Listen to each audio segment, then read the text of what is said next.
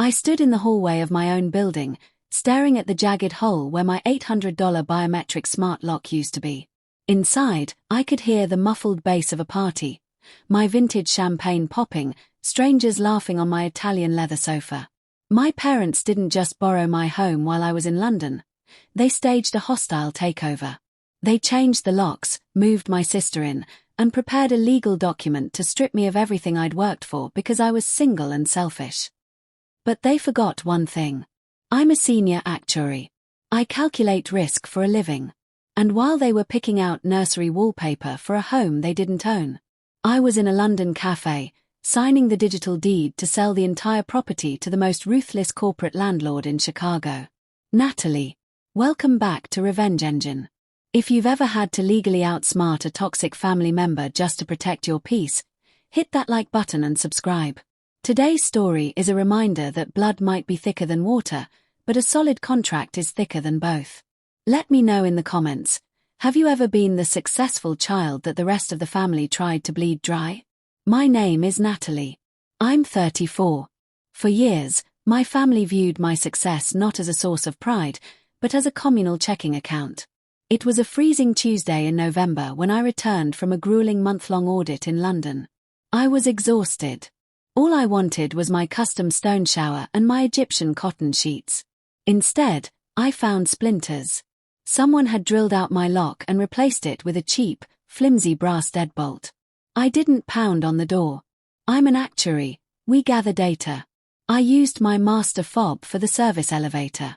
When the doors opened into my kitchen, the smell hit me, cheap weed, stale beer, and the scent of a family that thought they'd finally won. My minimalist sanctuary was gone. My $10,000 sofa. Replaced by neon green beanbags. My white walls. Plastered with tacky pink lead strips. And there was Cassidy, my 29-year-old sister, standing on my marble island, toasted on my 2012 reserve champagne.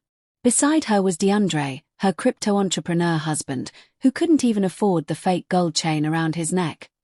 Look who decided to crash our housewarming. Welcome to our new crib, sis. I didn't scream. I didn't cry. I walked to the counter, set my designer bag down with a deliberate thud, and looked him in the eye. Pour me a glass, DeAndre. Since you're celebrating in my kitchen, it's only polite the host gets a drink. That's when my parents, Richard and Brenda, stepped out of my master bedroom. My mother didn't hug me. She hissed, "You were supposed to be in Europe until next week. You're ruining your sister's big night." Natalie. My mother dragged me into the hallway, her nails digging into my wool coat. She gave me the speech I'd heard 1,000 times. We're family, Natalie. You're 34 and single. You don't need 3 bedrooms. Cassidy is expecting. It's your duty to step up. Then came my father. Richard. He slammed a stack of papers onto the marble. A quitclaim deed. They wanted me to sign over the title of my $950,000 home for exactly $1. Richard, sign it. I paid for your college, I sacrificed my retirement for you. Now you want to throw your pregnant sister on the street. Typical ungrateful behavior. Natalie. The room went silent. The party guests were recording on their phones, waiting for the bitter older sister to break. I looked at the silver pen he'd placed so expectantly. Natalie, dialogue you paid for my college, Richard. Let's talk numbers. I took out $86,420 in federal loans. I worked night shifts at a diner. You actually took $2,000 from my high school savings to buy a lawnmower. You didn't pay for my life. You've been a liability on my balance sheet since I was 16. DeAndre tried to chime in, calling me a lonely, bitter woman. I decided it was time to stop being polite. I revealed the truth, that DeAndre had been evicted the week before, that his BMW was being hunted by the repo man, and that my parents had begged me for $15,000 to keep him out of bankruptcy. The illusion of the power couple shattered. But my mother. She had one more card to play. Brenda. It doesn't matter what you say. We established residency. We changed our mailing addresses. Under Illinois law, we are tenants. You can't kick us out without a court order, and that takes 8 months. We're staying, Natalie. Get used to it. Natalie. They thought they'd outsmarted me with a Google search on squatters' rights. They didn't realize that while they were moving in beanbags, I was watching them on a hidden, cellular-linked security camera inside a smoke detector. I let out a laugh.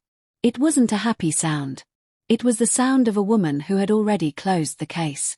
Natalie, dialogue Mom, Dad. I didn't call the police when I saw you break in on my camera. I knew you'd talk your way out of it. I knew you'd try to drag me through eviction court for a year. Richard, smirking. Then you know you're stuck. Go get a hotel room, Natalie. Natalie, dialogue I don't think you understand.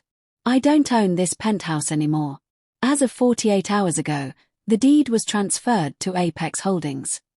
The silence that followed was absolute. Natalie. I explained it to them like they were children. I sold the place for $1.1 million, all cash, to a New York corporate landlord. The money, already wired into an offshore, untouchable trust fund. They weren't fighting their daughter anymore. They were trespassing on the private property of a multi-billion-dollar conglomerate that doesn't do family favors. The climax. The eviction. Natalie. Right on cue, the elevator dinged. Out stepped Mr. Montgomery, the senior attorney for Apex, and 4 private security contractors in tactical gear. My father tried to puff his chest out. He tried to bully the suit. But these men weren't me. They didn't have childhood trauma to exploit. Mr. Montgomery, you have 15 minutes to vacate. This is a commercial asset. We do not recognize your forwarded mail. If you are here in 16 minutes, you will be arrested for felony trespassing and criminal destruction of property. The chaos was poetic. DeAndre's friends bolted, leaving him to face the music.